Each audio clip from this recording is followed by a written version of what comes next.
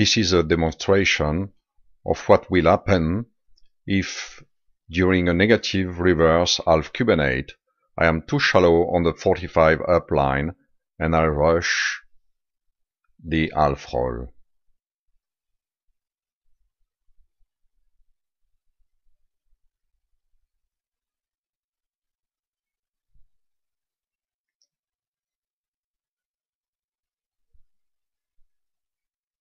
Then, when I check my altitude and airspeed, I will find myself too fast and too low.